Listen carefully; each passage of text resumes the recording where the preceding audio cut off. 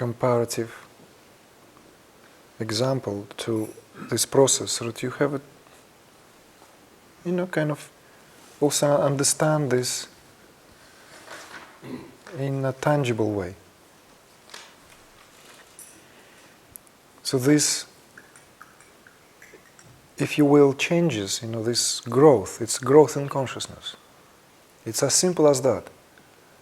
And every growth, at times, is a painful process. It's a growing pain. It's a growing pain just as our limbs grow, right? As we become bigger in our structure as children, when we grow, sometimes complain, oh, this, like, my joints are hurting, my knees, like a child. Suddenly feeling a little bit more awkward than it was before, less agile because I'm a teenager. The feet become big, kind of like this whole gravity, sense of gravity is not that very acute because each phase is adjusting in growth. And that, of course, not just externally, physically, there is this, the endocrine system now really, really works. All the glands and all the hormones are now, there's new, qualitatively new hormones, and suddenly, like, the teenager breaks away from being a child. We may have forgotten that process, but some of you maybe remember that. It wasn't that easy. And suddenly confronted with all these sensations in the body, feelings rising. It's not unlike that in growing in consciousness. It's not unlike that. It is a growing pain. And there's this, at some point, it's like missing the child in me. Missing the child in yourself when you're already that teenager. And there's no turning back. That's the way existence would have it. There are certain things that we prefer, that in that what we prefer. You enter that room where you grow up, or these toys you played with, and you look at them, and it just like really does something to your heart, and they no longer interest you, and that there is this nostalgia at the same time. It is like that growing in consciousness. At some point, standing with 2 feet in different places. One leg is in one and another in the other, and it feels that missing still that what I used to know of myself, what I used to be, with all this identity, and it's still so dear to me, that's so familiar, and yet something sweeping me off, carrying me. The current is too strong. I cannot resist it. It takes me. It takes me. So I just also want you to see it not just, but I want you to see it as an inevitable free flow of your own evolution. It's inevitable stream. Stream that simply never stands still. Never there is something we can anchor ourselves for too long. This is another way to understand this. This is what it means to be in the stream of your own awareness. It's not static affair. It's not somewhere we kind of like landed now and static, No. It's being in the stream of your own consciousness, in the stream of your own awareness. It is in not unlike manner when we lament for the youth that goes, when we become more grown up. At some point, I don't know if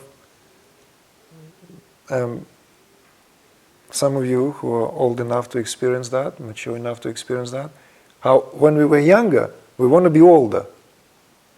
Like, oh, I wish I'm like already in my 30s. I'm more sure of myself, like, right? More confident. I want to be in my 30s already when I'm in my 20s. And these 20s are all kind of like all this flimsy and inadequateness. And then suddenly, boop, the 30s are gone. It's just like, oops, now I'm in my 40s. And in the 40s, okay, now I'm quite mature now. Quite nice. Oops. And again, it's that looking back and Slight nostalgia, well, like Rainer Maria Rilke. Remember that verse, that beautiful poem, Leopard?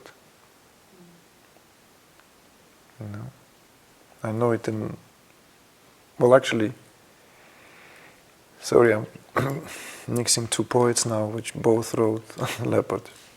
I'm talking about Osip Mandelstam, a great Russian poet of the turn of the century, of the beginning of the 20th century, who perished in Gulag. I know it in Russian. Yes, please. I'd love to hear it. Okay. Век мой, зверь мой, кто сумеет заглянуть в твои зрачки и твоею кровью склеит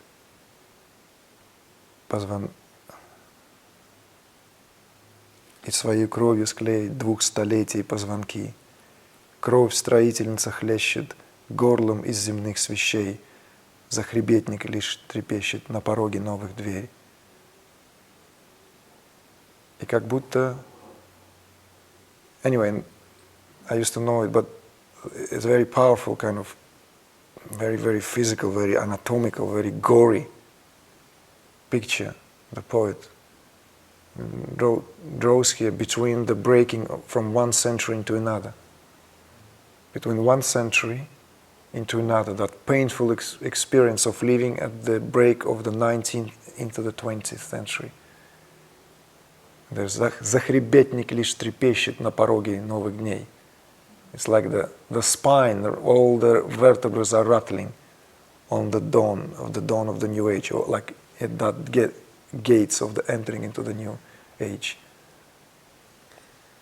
И с насмешливой ухмылкой looking вспять. There is another verse that, as this animal, once feline and powerful, looking back at its own footsteps, once the prose of one's might, like kind of looking back with a slight kind of smirk on a face, what we used to be in terms of our physical might. This is just an example of how every growth is essentially, we are in that stream. So this is what I also want you to understand, that process, that this process will accompany these moments of pangs of nostalgia. Pangs of nostalgia, or I used to be just like, when, because of that break from, a child into a teenager, or young years into the more mature years, and so forth. There will be that nostalgic look that, but do not be discouraged. It's part of the process. Do not even begrudge yourself for this rising of that nostalgia. Sometimes you may even feel that lacking in courage. And that's why the satsang is important. That's why the spiritual community is important. Because that's why the family, the spiritual family, the Sangha is important. So that we don't feel isolated and alone in that process. We don't feel, how am I fitting now into this world? Okay, all this awakening, and it comes up. Profound experiences, but then how do I fit into this world? Because I'm still living pretty much my old world. How am I fitting now in? If you're courageous enough, bold enough, strong enough, mighty enough, you might want to take the world by the horn and begin changing it wherever you are. Good luck. You might be that Jason, I'm not saying you are not. At least one of you sitting how is a teacher in the making. I know it myself. I'm not allowed to say and point fingers, but I know each time there's a group, it's a powerful teacher in the making. Powerful. And this is also to put a seed in you, a healthy seed that It's the way consciousness will have it.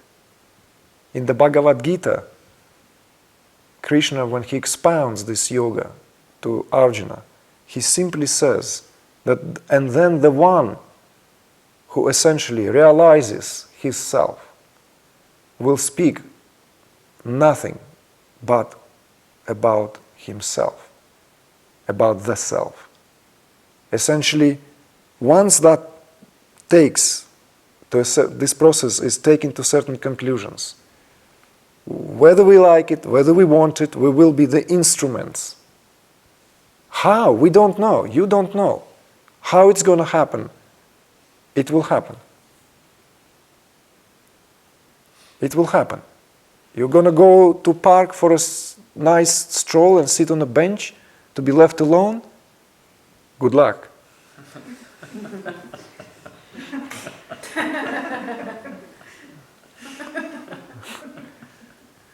Have somewhere coffee along with your sweetheart? Good luck. You'll have people there as bees coming on honey. Out of nowhere they will come, out of nowhere. Bzzz, because that's what it is. That's what it is.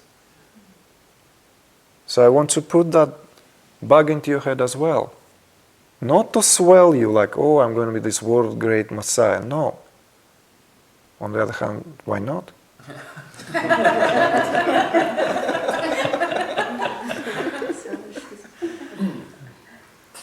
No, but why not? What I'm saying is that, so I want you to understand, whatever you think of yourself, you are more. Whatever you think of yourself, you are in the making of something. That's what we're trying to say here. Whatever you settle for, you are already more than that. Whatever you have settled for, whatever, with all the limitations, there is something evolving this very moment. Evolving this very moment. So these are my encouragements. I want to share them with you, and I want to encourage you, and I want you to be inspired by this.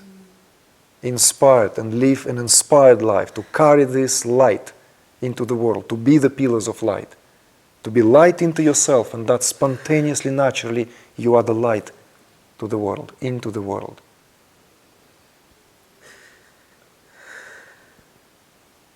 And do not be shy about it. Some of you too shy. Too shy. No. I want to take you all to California. They're so bold about their achievements. It's part of culture. In California, you're meant to boast about your... You know? I'm you know? The greatest. It's sometimes helpful because life bends us this way and the other way. Because of that, everything influences everything else. Everything influencing everything else. And like increases like. And it is precisely also my role here, to stepping into these shoes, is to literally, whenever you wobble, to put you back into yourself, into your consciousness, into who you are. Until you become like this doll, Vanka Vstanka in Russian. You push it, it's just dong dong boing, and it stands. You push it again, it's just like, it always comes back. The center of gravity is adjusted such way, it's unpushable.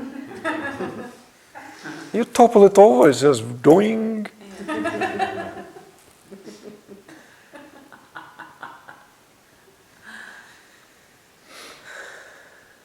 Vanka Vstanka. Ivan who constantly gets up. So that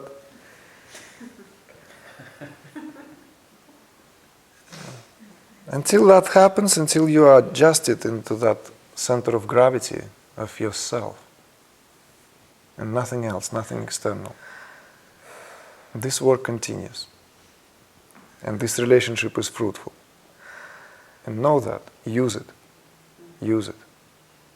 Use it. It is for that. It is for that. It has that purpose, it has that real... Also just so that you understand really what it means to have teacher in the making, if there is teacher in the making. Soon as we sort out our stuff, we are put into the service of others. It's as simple as that. In a way, there's no glamour in it. We may create glamour, little flowers here, nice sofa, I prefer it than to sit on a hard chair. But it's all about the service, one way or the other. Whenever we become light in our burden, soon as we lighten up in our burden enough, it's like, okay, darling, you're ready to be of service. You're hollow enough to be of service. Let's blow some nice tunes through you. You're hollow now enough. Hence I say there's no glamour in it.